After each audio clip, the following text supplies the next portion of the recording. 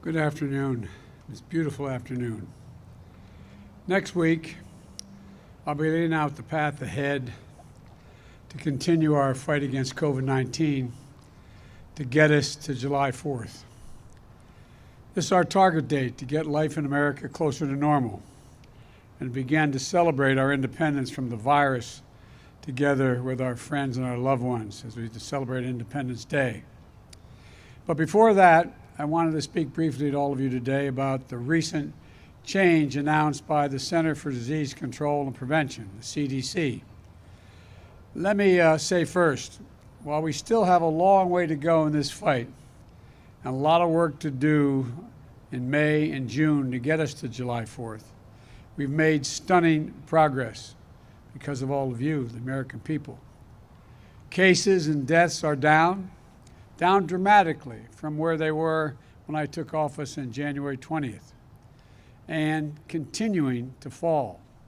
This is particularly true for a group of Americans that we were most worried about when it came to the virus, senior citizens. When I took office in January, we were losing literally tens of thousands of our seniors each week, grandparents who were loved so dearly, moms and dads, pillars of every community, gone by the thousands every day. At that time, less than 1% of seniors were fully vaccinated when I took office. Today, in less than 100 days, more than 67%, 2/3 of our seniors are now fully vaccinated, and more than 80% of our seniors have had at least one shot. That effort resulted in a drop of 80% in deaths among American seniors, a 70% drop in hospitalizations. So instead of losing thousands of seniors each day, we're saving thousands of lives, and more as each day goes by.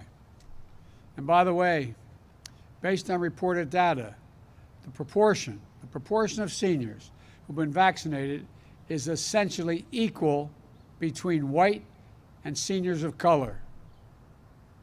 I said from the beginning that we're going to fight this virus with equity for all.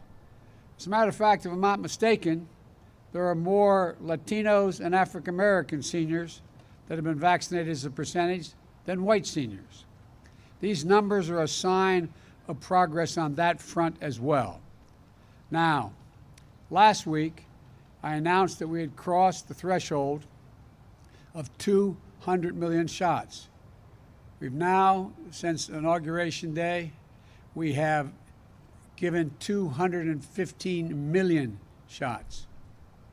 And that anyone 16 years of age or older is now eligible to get the vaccine now, today, immediately. And because of the extraordinary progress we've made in fighting this virus, and the progress our scientists have made in learning about how it gets transmitted, earlier today, the CDC made an important announcement. Starting today, if you're fully vaccinated and you're outdoors, you need, and not in a big crowd, you no longer need to wear a mask.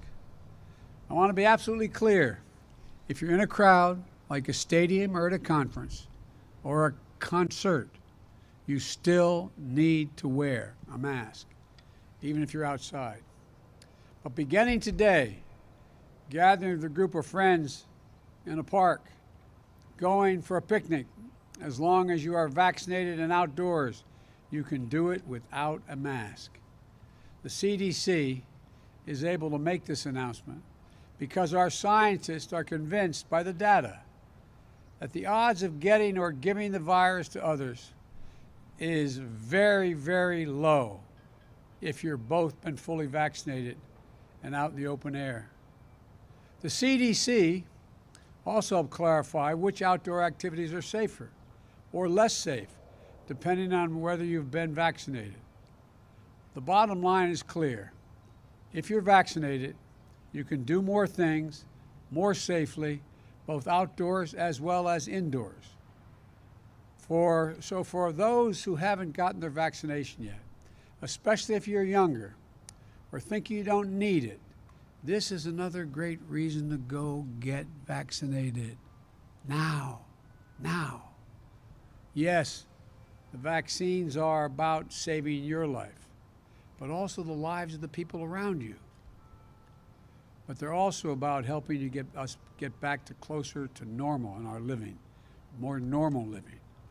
Getting together with friends, going to the park for a picnic without needing to mask up. We're back to that place now as long as you get vaccinated. So go get the shot. It's never been easier.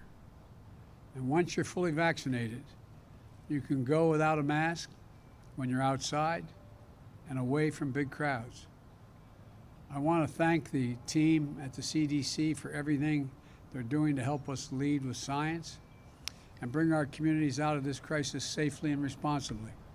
And I also want to thank everyone who's gotten the vaccine for doing your patriotic duty and helping us get on the path to Independence Day, which I'll be discussing more in detail next week. In the meantime, I urge all Americans, don't let up now. Keep following the guidance. Go get your vaccination now. It's free and it's convenient. 90% of the American people live within 5 miles of a site where you can get a vaccination. You can do this, and we will do this. Thank you all, and God bless you. And as much as the temptation is to stay outdoors in this beautiful day, I've got more work to do. Thank you all very, very much. Bye-bye. President, if the risk is so low outdoors, why doesn't it apply to everybody? Wait, would you have any preconditions before meeting with Vladimir Putin? One at a time. If the risk is so low outdoors, why doesn't this new guidance apply to everybody? Because the science indicates that the most certain way to make sure it doesn't spread if both people have been vaccinated, the people you're with, and you're outside. And you chose to wear a mask, sir. You chose to wear a mask. You chose to wear a mask as you walked out here. What message were you sending by wearing a mask outside alone? By watching me take it off and not put it back on until I get inside. Do you have any preconditions before meeting with Vladimir Putin? I'll discuss that all another day. Thank you. What if you ask Vice President Harris to India do? needs AstraZeneca. Will you make it faster for them to get the vaccine? The vaccines we will get soon. India, they're suffering at this moment. What do you say to the folks in Will India? you make Look, it? I'm sorry. This is the last question I'll take, and I'm really going to be in trouble. With regard to India, I spoke at length with Modi, the Prime Minister. We are sending immediately a whole series of help that he needs, including providing for those remdesivir and other drugs that are able to deal with this and prevent, in some cases, but help recovery. Secondly, we are sending the actual mechanical parts that are needed for the machinery they have to build a vaccine, and that's being done as well. We're also I've discussed with him when we'll be able to send actual vaccines to India, which will be my intention to do. The problem is right now we have to make sure we have other vaccines like Novavax and others coming on probably, and I think we'll be in a position to be able to share vaccines as well as know-how with other countries who are in real need. That's the hope and expectation.